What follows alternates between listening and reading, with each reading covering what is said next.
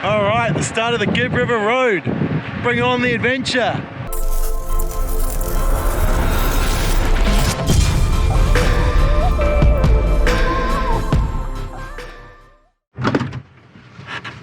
All right.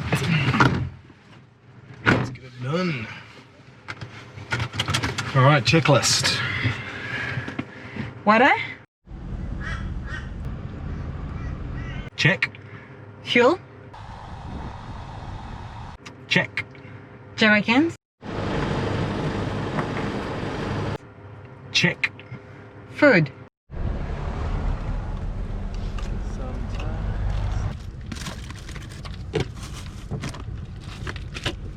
Check. Tire deflated.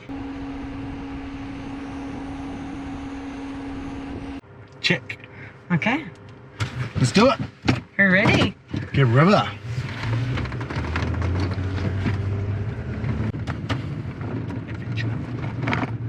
All right, for those who don't know, the Gibb River Road is a famous Aussie touring route. It's now become a bit of an infamous one for travellers from all over the world to tackle. Now it's an old cattle droving route from back in the day, and it's dotted basically with privately owned stations and a couple of national parks. So yeah, we don't know exactly how long we'll be exploring the area. We don't really have any time frame. Some people recommend like around 10 days, 2 weeks is like plenty of time, especially nowadays. Unfortunately, with COVID, some stations are shut. So we'll be exploring mostly the western part of the Gibb and then going through the eastern part towards Kimberley. So yeah, we're super stoked, super excited. First stop would be Windjana National Park at Tunnel Creek. So that should be nice and refreshing because as you can see, we're probably sweating and... Oh, sweating fuck, it's so hot. So we're not running the aircon because I'm trying to keep the revs right down on the car and get the economy as much as possible. So at the moment we're doing 14.2 litres per 100k. On like normal highway driving, we're up around between 17 and 18 sort of thing. So I'm trying to keep it right down because we've got at least 550 kilometers to make before the next gas station.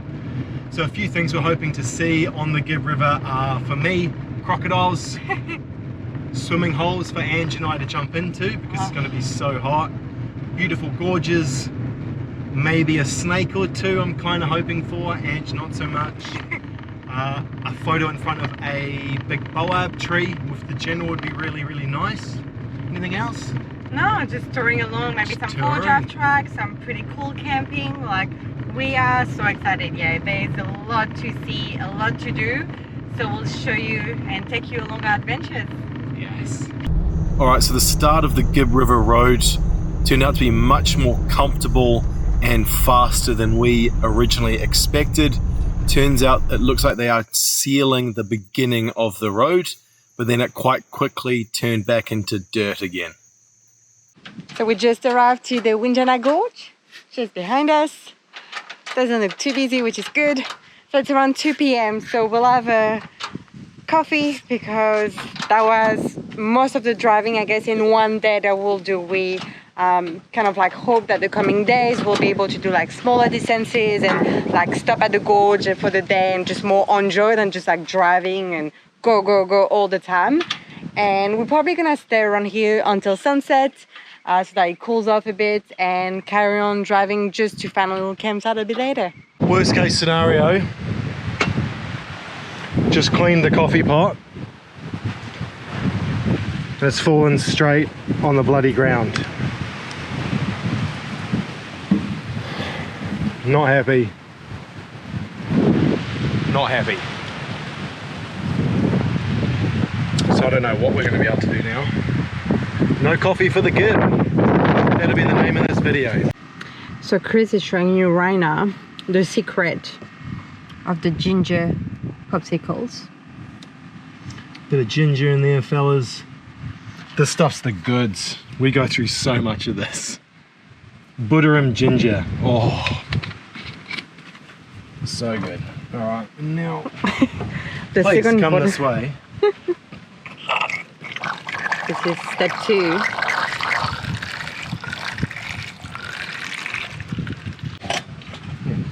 And the caps go on. A couple of caps here. Boom, look at that. And then straight into the freezer. Trying to find some room. My mum used to make these for me when I was a little kid. Must be why. All that. I've grown into such a fine young man.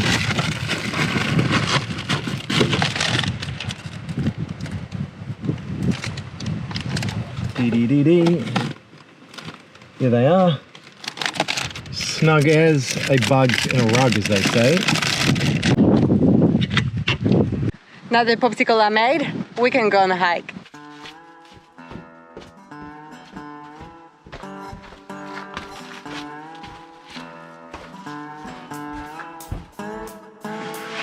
Fossil on the reef wall. That's amazing. Feels like marble almost.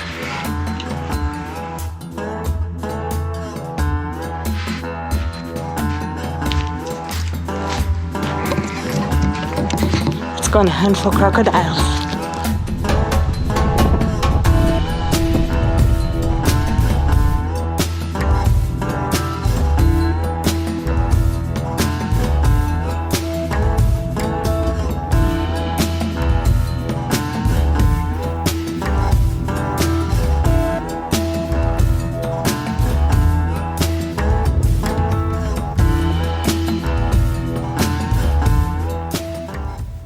So we just saw two crocs.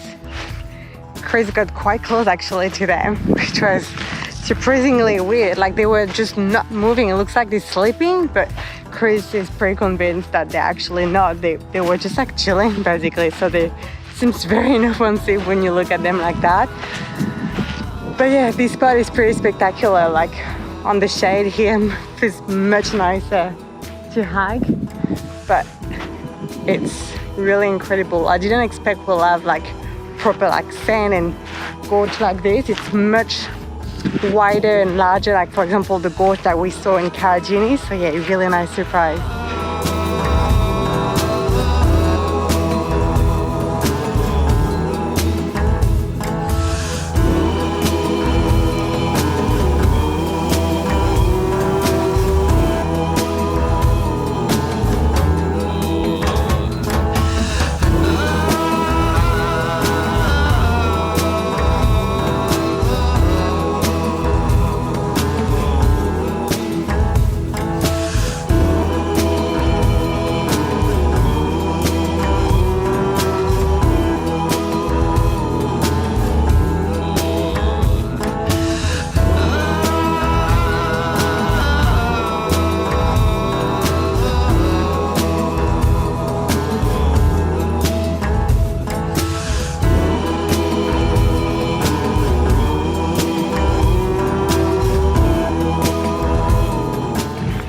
Far out. This is mental. I was just saying to Ange, it's so much more vast than I thought it was going to be. Makes the canyons in Caragini seem small. So we're now meandering our way along the actual dried up main riverbed. There's like little freshwater crocodiles just darting in and about. This is really neat. So cool.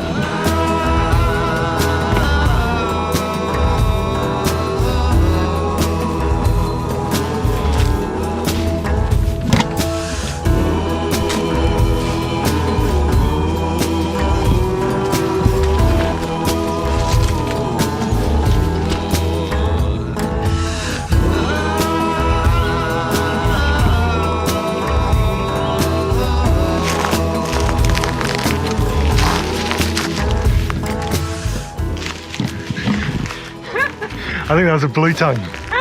Give me such a fright. I might let Chris go first, just in case.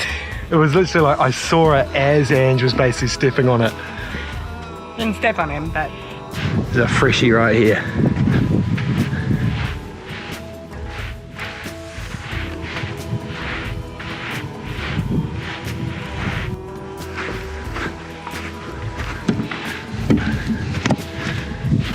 So cool. All right, so it's 4:30 p.m.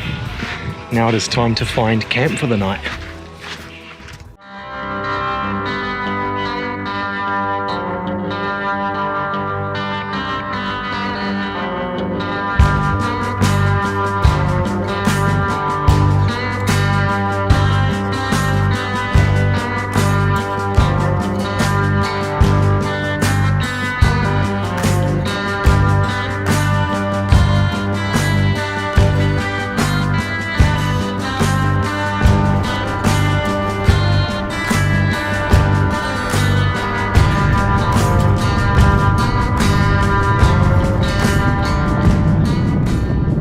Alright, so we've arrived in Tunnel Creek. It is pitch black, but it's only like 6:30 p.m. So we've just had dinner. I'm hoping, a really cool photo of the general right under a boab tree. So I'll probably edit that tonight. Hopefully that turned out really well.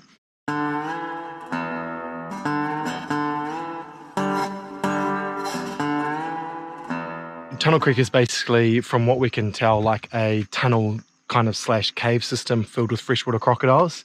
So I'm really keen to go for a little night mission and do some spotlighting. So what Ange and I have, which we really like, are these head torches from Olight. So they actually double up as just a standard flashlight as well. You can pull them straight off really easily. But we've had these for quite a while. Bought them at the start of the trip.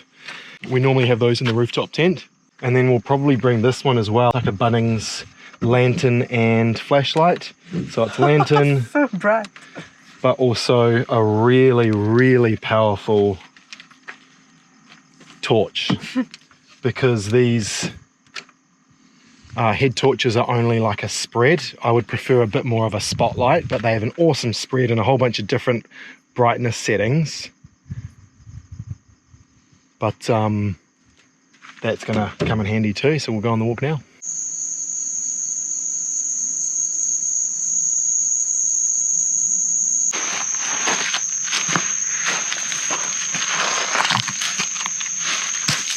Cool, eh?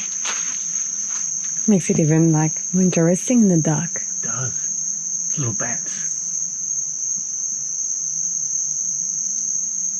There's little bats coming out of the cave. See them all? They're all flying out of the cave. See it? It's tiny. They're the ghost bats. Ghost bite. Yeah, ghost bats are Australia's only carnivorous bat. All other Australian bats are fruit eaters. Yeah, they're all flying in.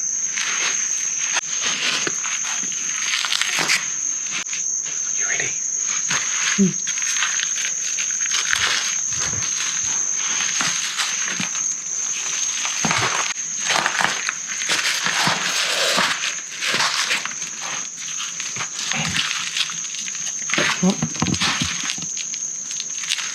Oh, no, so different.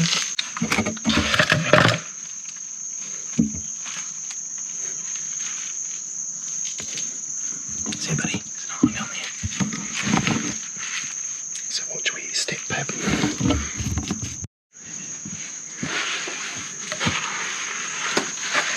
There's a crocodile. Just here.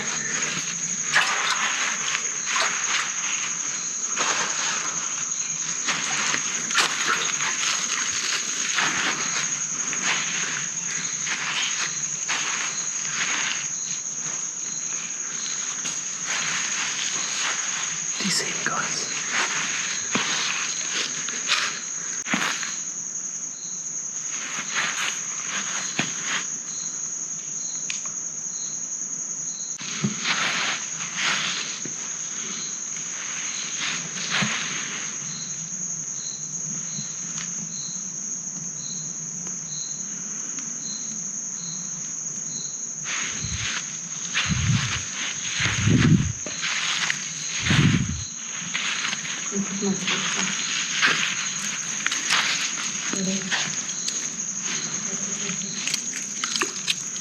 This is pretty amazing, guys. Pretty stoked to be doing this, to be honest. This is pretty bloody cool. Some little fish and stuff in the water, but man, this is cool. There's just bats everywhere.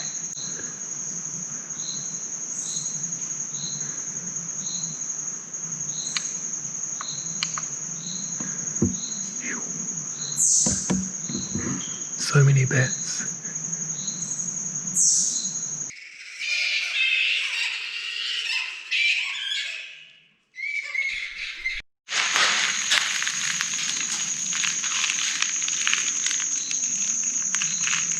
I don't know about you guys, but that was seriously cool. Yeah, I got a bit stressed when I saw crocodile, but it was barely moving. It was pretty strange. I don't think Ange enjoyed that quite as much as I did. It But was a first. Now we can say we just went into a tunnel at night time filled with crocodiles.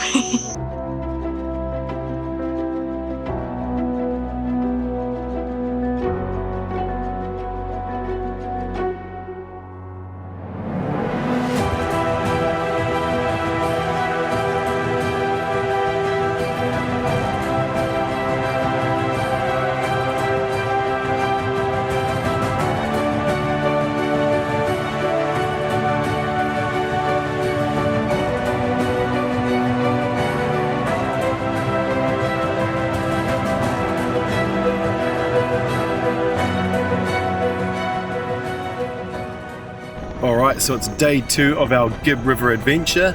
We leave Tunnel Creek and head to Mount Hart Wilderness Lodge.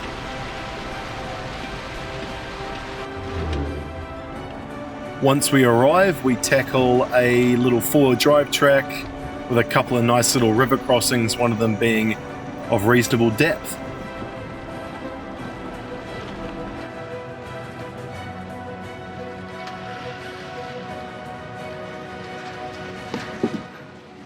So funny.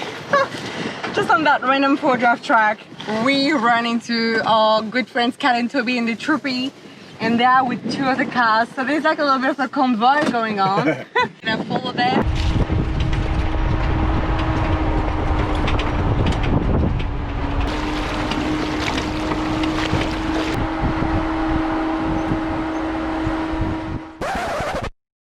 Okay, so this morning I noticed a very small oil leak from underneath the car, because I do often check it. There was oil leaking down the sides of the transmission bell housing. So we left Tunnel Creek and we've driven a couple of hours to the Mount Hart Wilderness Lodge. And I've noticed the leak has gotten way, way worse. So we are stranded for the foreseeable future.